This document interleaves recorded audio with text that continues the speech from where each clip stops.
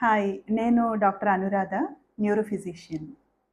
న్యూరాలజిస్ట్‌గా నేను ఈ మధ్య కాలంలో గమనించిందేంటంటే, బ్రెయిన్ స్ట్రోక్ కేసులు చాలా ఎక్కువగా వస్తున్నాయి. అన్ని ఏజ్ గ్రూపుల్లోనూ బ్రెయిన్ స్ట్రోక్ చూస్తున్నాము. బ్రెయిన్ స్ట్రోక్ వచ్చిన వాళ్ళేంటంటే, కొంతమంది రికవర్ అవుతున్నారు.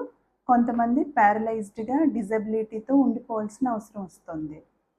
సో, ఇలాంటి పరిస్థితులు రాకుండా బ్రెయిన్ స్ట్రోక్‌ని కనిపెట్టి తొందరగా ట్రీట్మెంట్ తీసుకుంటే డిజబిలిటీని ప్రివెంట్ చేయగలుగుతాం. దానికోసం ఏం చేయాలి అంటే ప్రతి ఒక్కళ్ళకి కూడా స్ట్రోక్ లక్షణాలు తెలిసుండాలి. అవి ఎలా ఉంటాయంటే సడెన్‌గా ఒక చెయ్యి, ఒక కాలు వీక్ అయిపోవటం, లేదంటే నడవలేకపోవటం, తిమ్మిరి పట్టటం, లేకపోతే చూపులో తేడా రావటం, మాటలో తడబాటు రావటం. ఇలాంటి లక్షణాలు ఏవి కనబడినా కూడా అశ్రద్ధ చేయకూడదు. ఇవి స్ట్రోక్ లక్షణాలు. వెంటనే దగ్గరలో ఉన్న హాస్పిటల్‌లో ట్రీట్మెంట్ తీసుకోవాలి.